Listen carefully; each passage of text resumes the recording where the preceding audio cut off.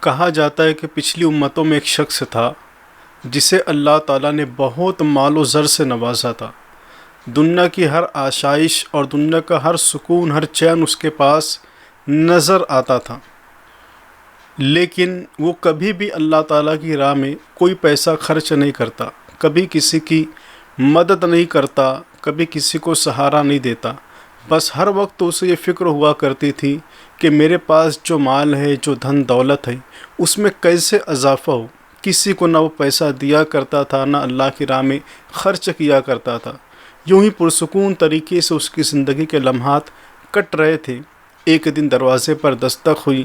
اس کا غلام جا کر دروازہ کھولتا ہے تو دیکھا کہ وہاں پر ایک شخص کھڑا ہے۔ اس نے کہا کہ میں ملک الموت ہوں، اور تم جس کے یہاں کام کرتے ہو، جو تمہارا آقا ہے، میں اس کی روح قبض کرنے کے لیے آیا ہوں۔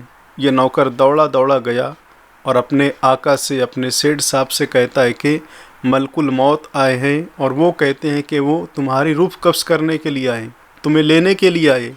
اب یہ تو گھبرا گیا، جیسے ہی گیا رونے لگا، بلکنے لگا اور کہا کہ مجھے کچھ مہلت دے دو۔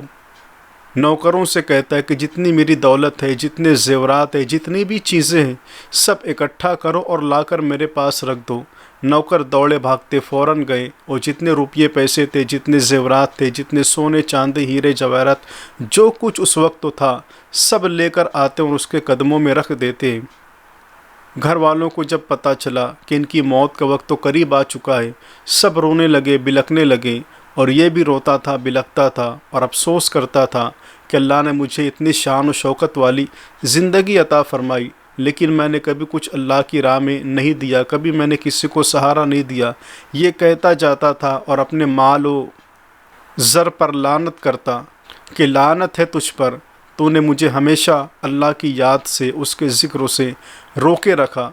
کبھی اچھائی کی طرف تو نے میرے قدموں کو بڑھنے نہیں دیا، کبھی نیک کام تو نے مجھے کرنے نہیں دیا۔ یہ ساری باتیں کہتا ہے اور اپنے مال و اسباب کو، اپنے مال و زر کو برا بھلا کہتا ہے۔ اللہ تعالیٰ نے اس مال کو قوت گویائی عطا فرمائی۔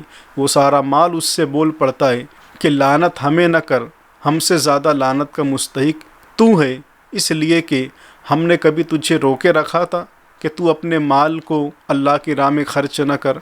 کیا ہم نے تجھے کبھی منع کیا تھا کہ کبھی کسی غریب کو سہارا نہ دے، کبھی کسی بیوہ کو کوئی روپیہ پیسہ نہ دے؟ کہ ان سارے نیک کاموں سے ہم نے کبھی روکا تھا؟ نہیں روکا تھا۔ اے شخص، میں ہی تیرا وہ مال ہوں جس کی وجہ سے تجھے عزت ملی، جس کی وجہ سے تجھے بادشاہوں کے دربار میں حاضری نصیب ہوئی۔ کیا کوئی غریب شخص بادشاہوں تک رسائی پا سکتا ہے؟ نہیں، یہ سب تو میری وجہ سے ہوا۔ دنیا میں جو لوگ تجھے جھک جھک کر سلام کرتے ہیں، کس کی وجہ سے؟ میری وجہ سے۔ کیا غریب کو تو نے دیکھا ہے کہ لوگ اس کا ادب کرتے ہوں، اس کے سامنے ہاتھ باندھ کر کھڑے ہوتے ہوں، جھک کر اسے سلام کرتے ہو؟ نہیں، یہ سب تو تجھے میری وجہ سے ملا۔ بڑے گھر میں تیری شادی ہوئی، کس وجہ سے؟ میری وجہ سے۔ کیا کسی غریب کی شادی کسی بہت امیر گھرانے میں ہوتی ہے؟ نہیں ہوتی ہے۔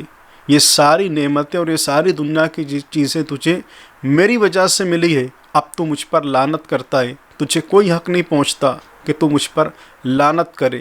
لعنت کرنا ہے تو خود اپنے آپ پہ کر کہ اللہ نے تجھے اتنی ساری نعمتیں عطا فرمائی، لیکن پھر بھی تو اللہ کی راہ میں دینے سے قاصر رہا اور کنجوسی کرتا رہا۔ اب تیری موت کا وقت تو قریب آ گیا ہے، اب تجھے کوئی نہیں بچا سکتا۔ دوستو، یہاں سے پتہ چلا کہ اللہ جو نعمت ہمیں عطا کرے، پہلے تو ہم اس پر اللہ کا شکر ادا کریں، اور جو کچھ اللہ نے دیا ہے اپنی بساط کے مطابق ہم ہمیشہ اللہ کی راہ میں دیتے رہیں، غریبوں کا سہارا بنتے رہیں۔